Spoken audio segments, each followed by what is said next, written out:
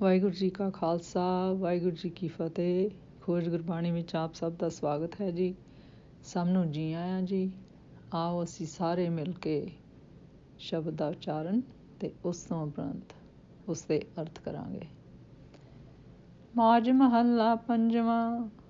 ਪਾਰ ਬ੍ਰਹਮ ਅਪਰੰਪਰ ਦੇਵਾ, ਅਗਮ ਅਗੋਚਰ ਅਲਖ ਅਭੇਵਾ।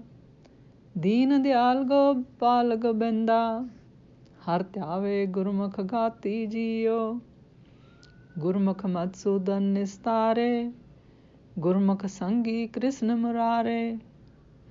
ਦਿਆਲ ਦਮੋਦਰ ਗੁਰਮੁਖ ਪਾਈਏ, ਹੋਰਤ ਕਿਤੇ ਨ ਪਾਤੀ ਜੀਓ। ਨਿਰਾਹਾਰੀ ਕੇ ਸਭ ਨਿਰਵੈਰਾ, ਕੋਟ ਚਨਾ ਕੇ ਪੂਜੇ ਪੈਰਾ। ਗੁਰਮੁਖ ਹਿਰਦੇ ਜਾਂ ਕੇ ਹਰ ਹਰ, ਸੋਈ ਭਗਤ ਇਕਾਤੀ ਜੀਓ। ਅਮੋਗ ਦਰਸ਼ਨ ਬੇਅੰਤ ਅਪਾਰਾ, ਵੱਡ ਸਮਰੱਥ ਸਦਾ ਦਾਤਾਰਾ।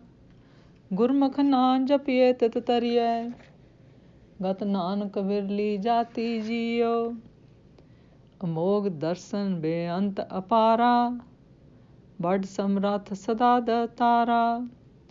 ਗੁਰਮੁਖ ਨਾਮ ਜਪੀਏ ਤਿਤ ਤਰੀਐ, ਗਤ ਨਾਨਕ ਵਿਰਲੀ ਜਾਤੀ ਜੀਓ। ਗੁਰੂ ਜੀ ਕਹਿੰਦੇ ਹਨ ਕਿ ਹੇ ਭਾਈ, ਗੁਰੂ ਦੀ ਸ਼ਰਨ ਪੈ ਕੇ ਉਸ ਹਰੀ ਦਾ ਸਿਮਰਨ ਕਰੋ ਜੋ ਪਰਮ ਆਤਮਾ ਹੈ, ਜਿਸ ਤੋਂ ਪਰੇ ਹੋਰ ਕੋਈ ਨਹੀਂ, ਜੋ ਸਭ ਤੋਂ ਪਰੇ ਹੈ, ਜੋ ਪ੍ਰਕਾਸ਼ ਰੂਪ ਹੈ।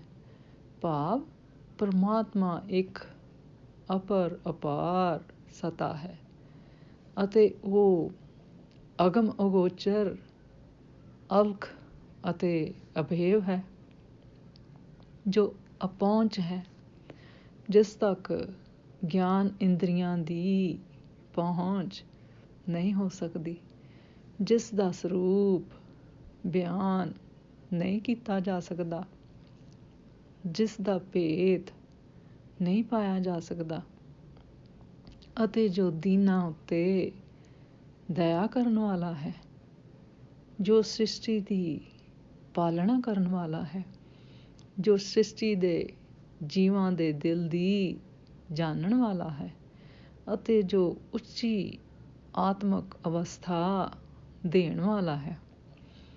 ਇਸ ਲਈ ਗੁਰੂ ਦੀ ਸਿੱਖਿਆ ਰਾਹੀਂ ਅਰਾਧਨਾ ਕਰੋ, ਕਿਉਂਕਿ ਉਹ ਹੀ ਮੁਕਤੀ ਦਿਵਾਉਣ ਵਾਲਾ ਹੈ।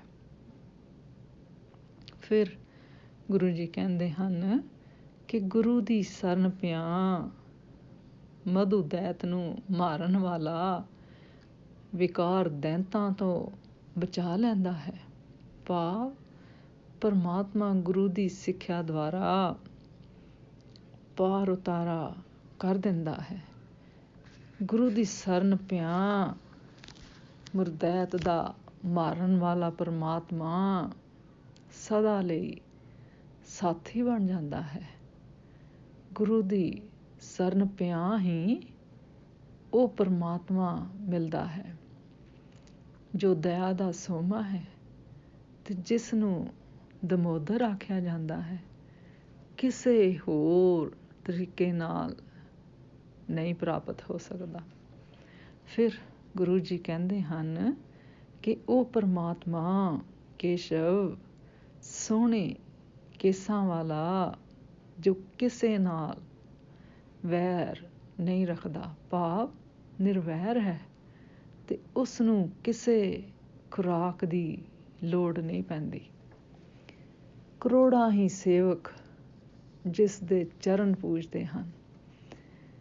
ਗੁਰੂ ਦੀ ਸਿੱਖ ਰਾਹੀਂ ਜਿਸ ਮਨੁੱਖ ਦੇ ਹਿਰਦੇ ਵਿੱਚ ਉਹ ਪਰਮਾਤਮਾ ਵਸ ਜਾਂਦਾ ਹੈ, ਉਹ ਮਨੁੱਖ ਅਨੰਨ ਭਗਤ ਅਖਵਾਉਣ ਦਾ ਅਧਿਕਾਰੀ ਬਣਦਾ ਹੈ।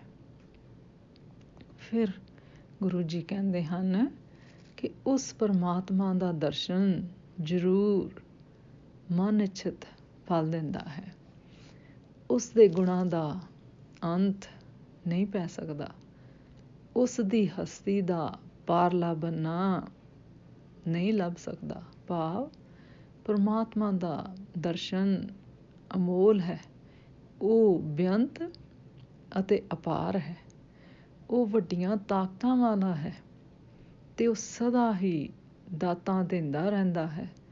ਭਾਵ ਉਹ ਦਾਤਾ ਸਦਾ ਸਮਰੱਥ ਹੈ।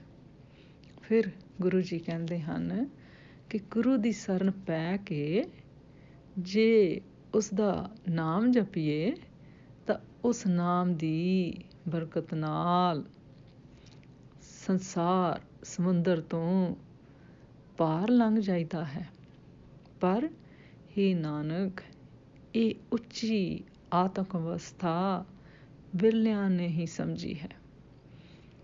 ਭਾਵ ਪਰਮਾਤਮਾ ਦੀ ਇਸ ਅਵਸਥਾ ਨੂੰ ਕੋਈ ਵਿਰਲਾ ਹੀ ਜਾਣਦਾ ਹੈ। ਇਸ ਸ਼ਬਦ ਵਿੱਚ ਗੁਰੂ ਜੀ ਸਾਨੂੰ ਦੱਸਦੇ ਹਨ ਕਿ ਪਰਮਾਤਮਾ ਮਹਾਨ ਅਤੇ ਅਸੀਮ ਹੈ। ਉਸ ਨੂੰ ਸਿਵਾਏ ਗੁਰਸ਼ਬਦ ਦੀ ਸਿੱਖਿਆ ਦੇ ਹੋਰ ਕਿਸੇ ਸਾਧਨ ਰਾਹੀਂ ਨਹੀਂ ਜਾਣਿਆ ਜਾ ਸਕਦਾ। ਉਸ ਦੀ ਪੂਜਾ ਕਰਨ ਵਾਲੇ ਕਰੋੜਾਂ ਲੋਕ ਹਨ। ਪਾਰ ਬ੍ਰਹਮ ਪਰਮੇਸ਼ਰ ਦੀ ਪ੍ਰਾਪਤੀ ਦਾ ਤੁਰਾ ਤੇ ਸਿਰਾ ਕੇਵਲ ਇੱਕੋ ਹੀ ਹੈ, ਗੁਰਮੁਖ ਗੁਰੂ। ਭਾਵ ਇਸ ਮਾਰਗ ਸੰਬੰਧੀ ਸਿਮਰਨ, ਕੀਰਤਨ, ਭਗਤੀ, ਜਪ, ਤਪ ਆਦਿ ਜੋ ਵੀ ਕਿਰਿਆ ਕਰਨੀ ਹੈ, ਸੱਚੇ ਮੁਰਸ਼ਦ ਦੇ ਮੁਰੀਦ ਹੋ ਕੇ ਕਰਨੀ ਹੈ। ਕਿਉਂ ਜੋ ਅਜਿਹੀ ਘਾਲਣਾ ਉਂਝ ਹੀ ਨਹੀਂ ਹੋ ਸਕਦੀ। ਇਸ ਅਵਸਥਾ ਦੀ ਉੱਚੀ ਟੀਸੀ ਨੂੰ ਭਾਵੇਂ ਅੱਖਰਾਂ ਰਾਹੀਂ ਬਿਆਨ ਕਰਨ ਜਾਂ ਬਖਤਾ ਬਣ ਕੇ ਵੰਨ ਸਵੰਨੇ ਨਕਸ਼ੇ ਵਿਖਾਈ ਜਾਵੇ, ਪਰ ਨਿਬੇੜਾ ਗੁਰਸ਼ਬਦ ਦੇ ਦੁਆਰਾ ਸਿੱਖ ਲੈ ਕੇ ਹਰ ਇੱਕ ਦੀ ਆਪੋ ਆਪਣੀ ਨਾਮ ਕਮਾਈ ਦਾ ਅਨੁਸਾਰ ਹੀ ਹੋਣਾ ਹੈ। ਅਜਿਹੀ ਘਾਲ ਕਰਨੀ ਕਿਸੇ ਵਿਰਲੇ ਜਗਿਆਸੂ ਦੇ ਹਿੱਸੇ ਵਿੱਚ ਹੀ ਆਉਂਦੀ ਹੈ। ਇਸ ਸ਼ਬਦ ਵਿੱਚ ਸੋਈ ਭਗਤ ਇਕਾਤੀ ਜੀਓ ਰਾਹੀਂ ਇਹ ਸੰਕੇਤ ਮਿਲਦਾ ਹੈ ਕਿ ਜਿਸ ਮਨੁੱਖ ਦੇ ਹਿਰਦੇ ਵਿੱਚ ਪਰਮੇਸ਼ਰ ਦੀ ਰਸਪਿੰਨੀ ਯਾਦ ਦੀ ਨਿਰੰਤਰ ਰੌ ਚੱਲ ਰਹੀ ਹੋਵੇ ਤਾਂ ਉਹ ਹੀ ਇਕਾਂਤੀ ਹੈ। ਕਿਸੇ ਮਕਾਨ ਵਿੱਚ ਜਾਂ ਜੰਗਲ ਵਿੱਚ ਇਕੱਲੇ ਫਿਰਨ ਜਾਂ ਰਹਿਣ ਵਾਲੇ ਦਾ ਨਾਮ ਇਕਾਂਤੀ ਨਹੀਂ ਹੋ ਸਕਦਾ, ਜਦ ਤੱਕ ਕਿ ਉਸ ਦਾ ਹਿਰਦਾ ਏਕੰਕਾਰ ਦੀ ਧੁਨੀ ਵਿੱਚ ਟਿਕਦਾ ਨਹੀਂ। ਉਹ ਸਭ ਦਾ ਪਾਲਣਹਾਰ ਅਤੇ ਰੱਖਿਅਕ ਹੈ। ਜਿਸ ਦੇ ਹਿਰਦੇ ਵਿੱਚ ਪਰਮਾਤਮਾ ਵਸਦਾ ਹੈ, ਉਹ ਹੀ ਅਸਲੀ ਭਗਤ ਹੈ।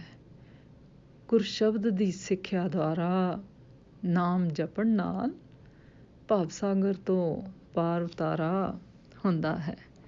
ਅੱਜ ਦਾ ਵਿਚਾਰ ਕਰਦਿਆਂ ਮੇਰੇ ਕੋਲੋਂ ਅਨੇਕਾਂ ਭੁੱਲਾਂ ਹੋਈਆਂ ਹੋਣਗੀਆਂ। ਉਸ ਸਭ ਵਾਸਤੇ ਮੈਂ ਖਿਮਾ ਦੀ ਜਾਚਕ ਹਾਂ ਜੀ। ਵਾਹਿਗੁਰੂ ਜੀ ਕਾ ਖਾਲਸਾ, ਵਾਹਿਗੁਰੂ ਜੀ ਕੀ ਫਤਿਹ।